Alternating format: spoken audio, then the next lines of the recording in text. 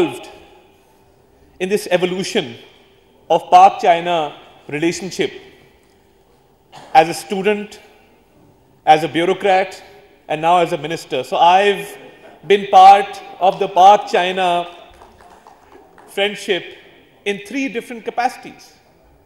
And I've seen this evolution over the past decade and a half. When we started the exchange program with IDCPC, it was a people-to-people exchange, it was a government-to-government exchange, and then it was a political party-to-political party exchange, in which, for the first time, Dr. Shahzada Mansab Ali was also part of our delegation. So when I stand here today speaking to you on this occasion, I am very proud in stating that I am also a product of the exchange program between IDCPC and my political party, PMLN. And I'm proud to acknowledge this fact. And when last time I was speaking at this forum, when Mr. Mustafa invited me, and I often state this, that in Pakistan, while growing up, we hear stories from our parents, from our grandparents about how this relationship has evolved. And Pakistan-China friendship cannot be put into words, because we share mountains, we share rivers, we share a lot of common heritage, a lot of culture. Because when these rivers flow downstream towards Pakistan from China, they bring a message of hope, a message of resilience, and a message of a shared and prosperous future. And while growing up, I often quote this story that, my mother as a young schoolgirl welcomed Choo Enlai in the streets of Islamabad, and she waved the Pakistani and the Chinese flag.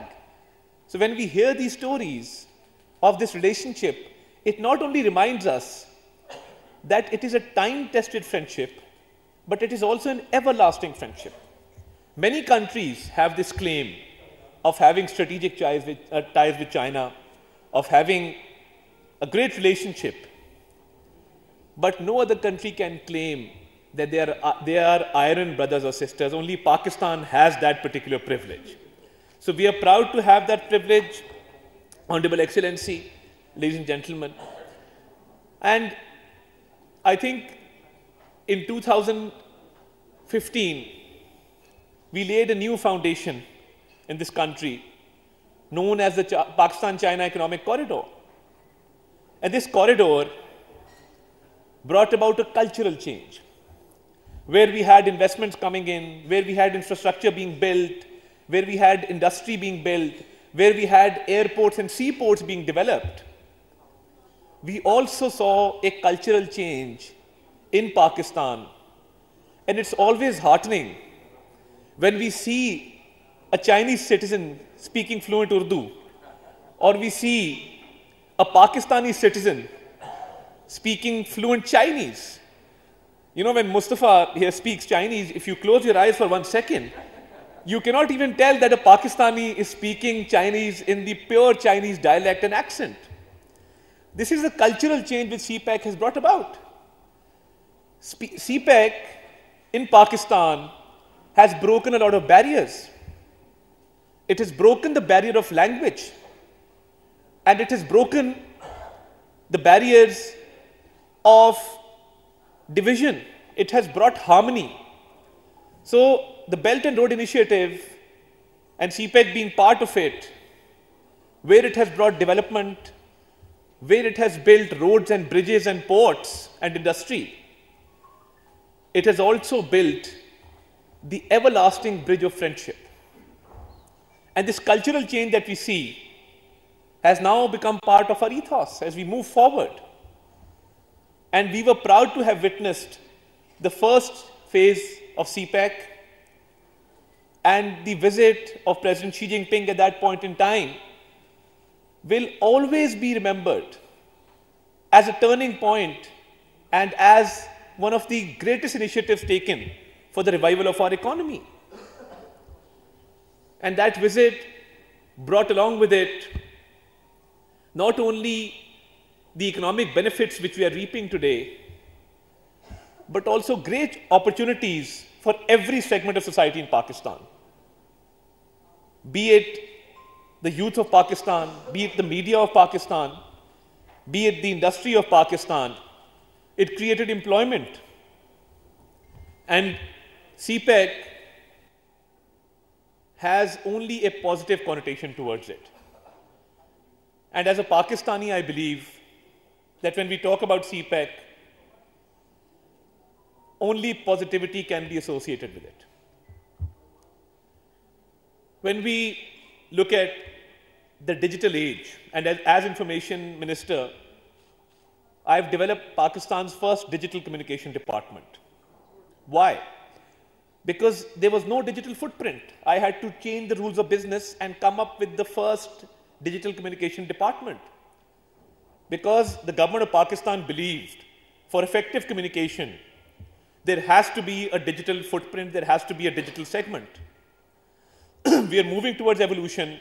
We've come up with the Digital Pakistan TV as an English Stratcom tool, which is now on the rise. Our viewership is growing, our outreach is growing. And it was my utmost duty to come up with these platforms, because this is not for me, not for my political party, but this is for the state of Pakistan. That whoever becomes information minister after me should have a robust system available to him or her, which can be used as a strategic communication tool to further the state's interests. During the war with India, we saw a lot of misinformation coming in. But that misinformation brought along with it a lot of comic relief as well. So when the Indian media destroyed the port of Lahore or the port of Multan, we really enjoyed that misinformation. And one of my young members, I have a team of Gen Z around me, because this generation, and I often say that, our world is divided into two kinds of people. We have the digital natives and the digital immigrants. So the success of countering misinformation lies in bringing these two communities together. People who are born into technology and people who have adapted technology. And to counter misinformation, we are playing our role. And one of the youngsters came to me during this time and he said, there's a lot of misinformation from the Indian media and they're acting very irresponsibly.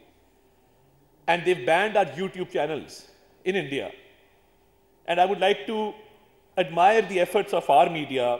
Pakistani media acted very, very responsibly. And we were able to fight the narrative war on the international front because our domestic front was in safe hands. So one of the youngsters came up to me and he said, what we can do is, they've banned our YouTube channels, we can air our content on their YouTube channels. And we came up with an innovation and we were able to successfully load that content within the geographical boundaries of India.